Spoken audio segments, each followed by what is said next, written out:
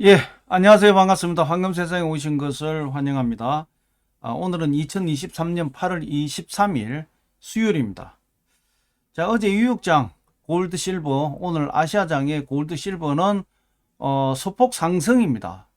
지금 이제 골드도 지금 현재 1900불대를 지금 터치를 하고 있는 어떤 그런 상황이고, 실버 역시 지금 3일 동안 상승을 계속 유지를 해 가고 있는 그런 상황입니다.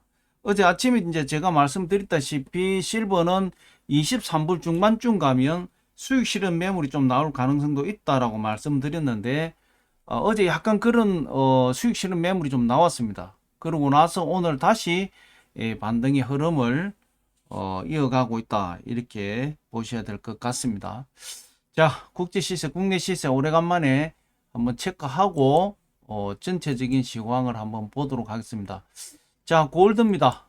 1트로이 온스당 지금 이제 1900불 49센트, 1g당 61불 10센트, 1kg에 61,113불 38센트가 지금 이제 국제 시세가 형성이 되어 있고, 국내 시세는 돈으로 살 때가 35만원, 팔 때가 30만 8천원의 거래 기준가가 형성이 되어 있습니다.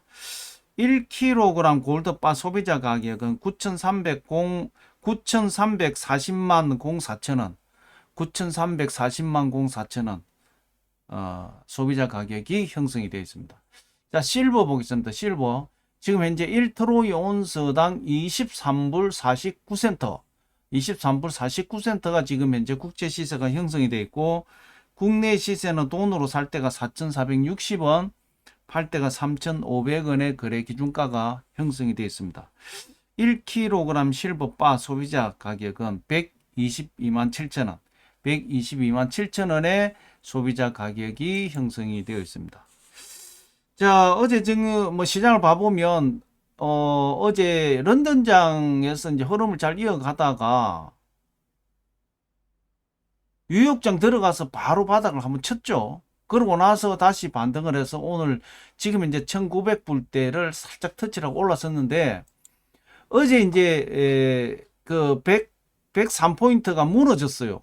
103포인트가 무너졌을 때에 이 골드가 1900불대를 찍었습니다. 그러다가 다시 달러가 살아나기 시작하면서 지금 현재 골드가 빠졌거든요. 그러면서 다시 서서히 지금 반등해가 오는데 지금 1300불대 달러 103포인트 중반대에도 불구하고 지금 현재 그동안에 골드가 좀 많이 눌린 그런 쌓인 부분이 많은 것 같습니다.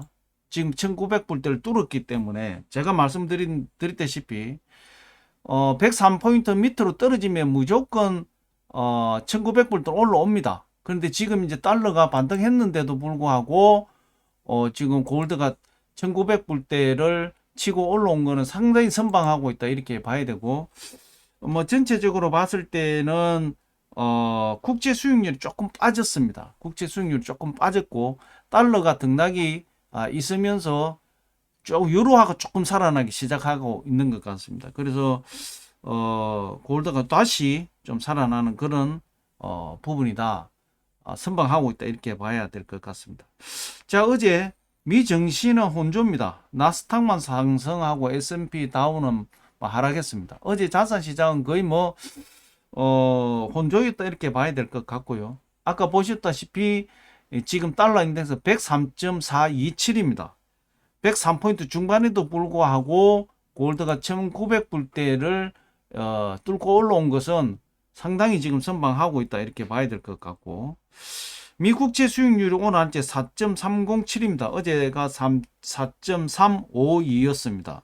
예, 한 5bp 정도가 빠졌다 이렇게 보시면 될 것 같고, 오늘 아침에 원 환율이 1338원 한 3원 정도 빠졌다 이렇게 봐야 될 것 같고, 자, 비트코인도 2600불대가 무너졌다가 오늘 다시 아침에 2600불대를 탈환을 했는데, 뭐 2600불대에 이제 다지고 있는데 여기서 반등 못하면 그 밑으로 빠졌을 때는 한 2만 2, 3천 불까지도 빠질 가능성이 있다 이렇게 봐야 될 것 같고요. 지금 현재 26,062불, 28,000불대를 그러니까 28,000불, 29,000불대를 잘 지켜오다가 29,000불이 딱 무너지고 나니까 26,000불대까지 빠졌거든요. 26,000불대 빠졌다가 이게 여기서 조금 더 빠지면 23,000불까지 빠집니다. 근데 지금은 어쨌든 뭐 우행보를 하고 있는데 요즘 코인 시장에 호재가 별로 없습니다. 그래서 지금 뭐 시장이 어떻게 흘러갈지는 상당히 불투명하고 불안하다. 대신에 26,000불대만 잘 유지를 한다 하더라도 반등할 수 있는 기회는 있다, 이렇게 봐야 될 것 같고요. 오늘 아침에 이더리움도 1632불, 이더리움도 1600불대에서 지금 흐름을 이어가고 있다, 이렇게 봐야 될 것 같습니다. 자, 신용평가 S&P, 미국 은행 신용 등급을 강등했습니다. 강등했는데 뭐 지금 제가 봄부터 계속 얘기했죠. 우리는 미국의 뱅크런에 대해서 항상 신경을 쓰고 관심을 가지고 있어야 된다. 고금리 시대에서 은행이 못 버틴다. 중소은행이 그 신용 강등 원인이 자금 조달이 위험하다, 이렇게 나왔습니다. 봄처럼 중소은행에서 대형은행으로 자금을 옮기는 이런 현상, 이게 지속되고 있다, 이렇게 봐야 됩니다. 그래서 미국의 지금 은행 뱅커런은 제가 항상 말씀드리지만 그냥 덮어놓고 진행 중이다, 이렇게 봐야 될 것 같습니다. 뭐 일부는 구조조정을 해서 이 줄이건 줄이고 살리건 살렸지만 아직도 지금 고금리 시대에 중소은행은 위험하다, 이렇게 봐야 될 것 같습니다. 자, 미국의 7월 주택 판매가 2.2% 하락했다. 6개월 내에 최저다. 부동산 경기가 조금 사는 듯 했습니다, 미국에도. 근데 결과적으로는 지금 부동산이 꺾이고 있다, 이렇게 봐야 되고요. 오르간만에 유로존의 좋은 소식입니다. 6월 달에 경상수지가 360억 유로 흑자다, 이렇게 나왔습니다. 그 전달 5월 달이 80억 유로 흑자였는데 거의 4배 이상 4.5배 정도가 흑자폭이 커졌다, 이런 얘기입니다. 그래서 아까 제가 서두에 말씀드린 대로 유로화가 좀 살아나는 그런 분위기다. 유로화가 빨리 좀 살아나져야 이 강달러를 누를 수가 있습니다. 그래서 좋은 소식이다, 이렇게 봐야 되고요. 결과적으로 달러가 죽어야, 달러가 꺾여야만이 골드 실버 시장도 살아나는 그런 촉매제가 된다, 이렇게 봐야 되기 때문에 어쨌든 이건 상당히 호재다, 이렇게 봐야 되고요. 이런 소식이 오면서 그 달러가 지금 103포인트 중반대 있더라도 골드가 선방하는 이유 중에 하나, 이런 원인이 있다. 이런 것도 이제 우리 지나가면서 한번 공부를 하는 겁니다. 참고하시고요. 자, 미국이 중국의 27개 기업의 수출 통제에서 제외를 시켰다, 이렇게 발표를 했습니다. 결과적으로 이제 갈등 수위를 좀 조절하겠다, 이런 얘기입니다. 뭔 얘기냐? 자, 지금 중국이 지금 뭐 조금 이따 내가 리포트 만들어 놓은 것도 있지만 중국이 지금 심각합니다. 전 세계의 뭐 G2 중에 물론 이제 경제로 따지면 중진국 정도 되지만 선진국에는 못 끼죠. 그런데 지금 만약에 중국 경제가 부도가 난다면 규모가 워낙 크기 때문에, 특히 중국이 디폴트가 온다면 미국 채권이 왕창 흔들릴 가능성이 많습니다. 영향은 없다 하지만 그거는 그냥 하는 소리고, 지금 중국이 미국 채권을 다 내다 팔아버리면 미국도 어렵죠. 예. 그런 어떤 구조가 있기 때문에 중국이 무너져서는 안 된다, 이런 얘기죠. 그래서 이 수출 통제에서 27개 기업을 제외시키고 갈등을 조금 조정하는, 국제 팔지 마라, 이런 얘기입니다. 예. 뒤로는 그렇다, 이런 얘기죠. 예. 그런 걸 우리가 이제 이렇게 해석할 줄 알아야 된다. 이게 이제 중요하다, 이렇게 봐야 될 것 같고요. 어쨌든 뭐 조금 중국하고 미국하고 갈등이 조금 해소됐으면 좋겠다, 이런 바람이고요. 아까 그 비트코인에 대해서 말씀드렸지만 미국 이 금융위에서 바이낸스를 조사를 한다. 이 국제 제재 위반 혐의다 이렇게 이제 얘기가 뭐 그래서 조사를 한다 그랬는데 이거는 맞을지 모릅니다 사실은. 근데 러시아 우크라이나 전쟁이 터졌을 때에 러시아에서 비트코인을 굉장히 많이 사모았습니다. 비트코인이나 이더리움 이런 부분을 아마 그런 어떤 흐름에서 그것이 일시적인 것이 아니라 계속 지속됐을 수도 있습니다. 이제 그런 부분들에 대한 이제 국제 제재 위반 혐의로 조사를 하는데 이런 어떤 부분은 사실 비트코인은 상당히 악재죠. 예, 바이낸스는 뭐 세계 1위 거래소니까 상당히 악재인데 어쨌든 뭐 별 문제 없이 잘 흘러갔으면 좋겠다. 요즘 그라인더 코인 시장이 정말 바닥을 치면서 계속 바닥을 내리는 이런 상황에 좀 안 좋은 이런 뉴스는 좀 안타깝다 이렇게 봐야 될 것 같고 우리 국내에 이제 소식을 하나 좀 전하면 쌀 가격이 12년 내에 최고다 지금 이렇게 나왔습니다. 그것도 앞으로 향후 변동설이 더 변동이 계속 지속될 가능성이 많다. 오를 가능성이 많다 이런 얘기입니다. 사실 우리나라를 보면 쌀 농사 짓는 논이 많이 없어졌습니다. 공장도 짓고 뭐 다른 것도 하고 그렇게 됐는데 어쨌든 쌀 가격이 12년 내 최고 가격으로 지금 올랐었다. 근데 뭐 다른 사람은 모르겠지만 서민들은 밥 먹고 살아야 되는데 좀 그렇습니다. 하여튼 이 먹는 문제이기 때문에 이거 언급 안 할 수가 없고 12년 내 최고 시세가 지금 현재 됐다. 이런 말씀 좀 전합니다. 자, 러시아 우크라이나 전쟁은 지금 현재 전선에서는 총포가 거의 거의 소모전 거의 꺾였다고 보고 있고 러시아는 미사일을 통해 가지고 후방을 계속 때리고 있고 우크라이나는 또 드론을 가지고 모스크바하고 핵기지, 뭐 핵폭격기 이런 기지를 지금 현재 계속 두드려 가지고 모스크바도 이제 정전 공포에 휩싸였다. 이렇게 지금 이야기가 나오고 있습니다. 그래서 일단은 전쟁이라는 게 시작이 되면 끝을 봐야 되겠지만 전선에서는 워낙 러시아도 방어 축을 일부는 무너졌지만 방어선을 잘 구축했고 우크라이나도 지금 이제 예비대까지 투입을 해가 공격을 하고 있지만 쉽지 않다. 그래서 지금 흘러나온 게 한국식 우리가 지금 현재 그 38 그 휴전선 있죠. 휴전선이 아직까지도 대한민국 전쟁 지속 국가입니다. 저희들이.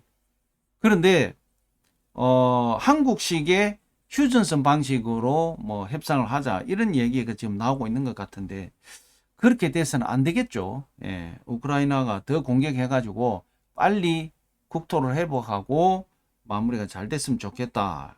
이렇게 좀 말씀을 드리고 자 중국 얘기를 좀 하겠습니다.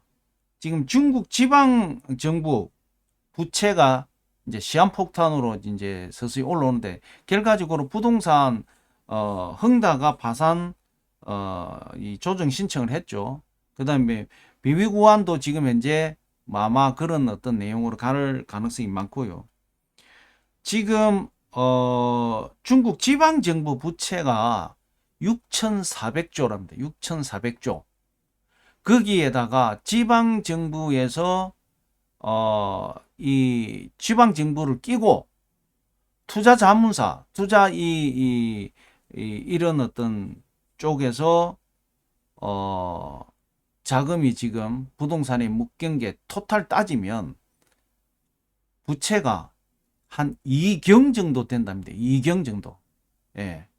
이게 이제 어떻게 처리가 되느냐가 굉장히 문제가 되고 있는데 중앙정부에서도 지방정부와 끼고 투자 자문 뭐 이렇게 해서 지금 투자한 이 자금 자체가 100%다 파악이 안 된답니다.